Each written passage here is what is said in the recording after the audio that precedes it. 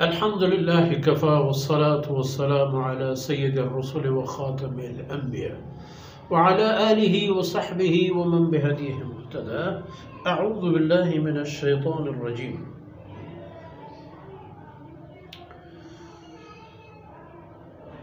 إنها شجرة تخرج في أصل الجحيم طلعها كأنه رؤوس الشياطين فإنهم لآكلون منها فمالئون منها البطون ثم إن لهم عليها لشوبا من حميم ثم مرجعهم لإلى الجحيم إنهم ألفوا آباءهم ضالين فهم على آثارهم يهرعون. سبحانك لا علم لنا إلا ما علمتنا إنك أنت العليم الحكيم. رب اشرح لي صدري ويسر لي أمري واحلل عقدة من لساني يفقه قولي واجعل لي وزيرا من أهلي رب زدني علما وارزقني فهما ثم أما بعد. گرامی قدر بھائیوں، بہنوں اور پیارے بچوں، شجر زقوم کا بحث آیا تھا کہ جہنمیوں کے لیے وہاں جو رزق و روزی انہیں مہیا ہوگی وہ شجر زقوم ہوگا. وہ کافر لوگ کہنے کو واہ جہنم میں درخت، عجیب بات ہے. فرمایا انا جعلناها فتنة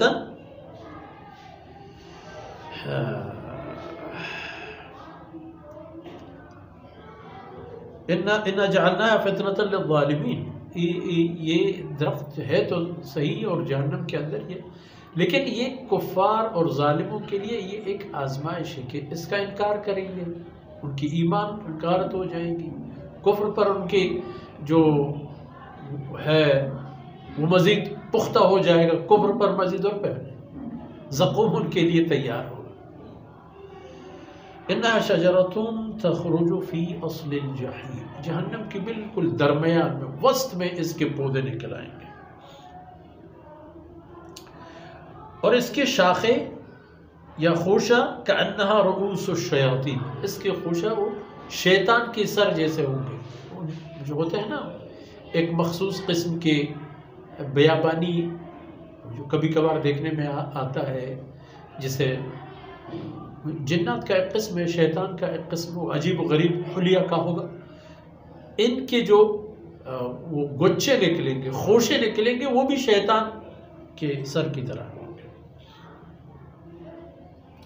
اب یہ جہنمی جہنم کے اندر فَإِنَّهُمْ لَآكِلُونَ مِنْهَا، اسی زقوم کی درخت سے وہ کھاتے رہے ہوں گے. ان کے پاس کھانے کے لیے اور کچھ نہیں ہوگا، یہی ایک چیز ہوگی زقوم. فَآكِلُونَ مِنْهَا، اسی زقوم کے درخت سے وہ کھاتے رہیں گے. فَمَالِئُونَ مِنْهَا الْبُطُونَ، اسی درخت کے بد ذائقہ اور ناقابل خوردنی اس کے خوشوں سے وہ کھائیں گے، اور اسی سے اپنے پیٹ بھر دیں گے، اتنا کھائیں گے کہ ان کا پیٹ بھر جائے.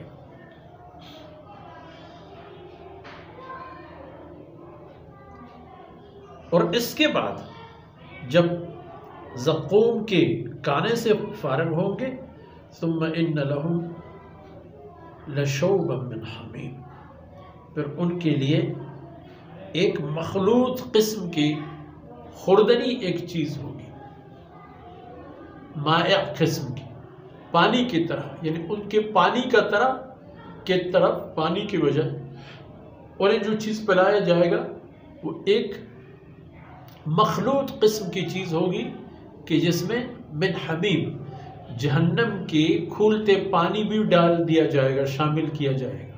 اس میں جہنمیوں کے بدن سے جو آگ کے ذریعے سے جو خون اور پیپ اور عرق وغیرہ نکلیں گے، ان کو ملا کر کھولتا پانی بھی ڈال دیا جائے گا، اور پانی کے بجائے انہیں پلایا جائے گا.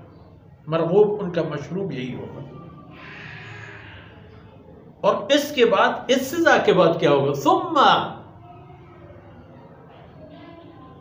ثم ان مرجعهم لإلى الجحیم، پھر اب ان کا ٹکانا اور رہائش ابدی جس میں وہ رہیں گے وہ جہنم ہی ہوگا. یہ نہیں ہوگا کہ بس نکال دیے جائیں گے. یہ کیوں؟ انہم الفوا آباءہم ضالین، انہوں نے اپنے آباء و اجداد کو انہی گمراہیوں میں دیکھ لیا تھا، ان لوگوں کو انہوں نے گمراہی میں دیکھ لیا تھا. فہم علی آثارہم یہرعون، اور یہ لوگ اس دنیا میں اللہ کے رسولوں کی باتیں ماننے کی بجائے اور ختم نبوت کے بعد جناب محمد رسول اللہ صلی اللہ علیہ وسلم سے لے کر اس کے بعد پھر ان لوگوں نے اس رسول خاتم کی باتیں نہیں مانی.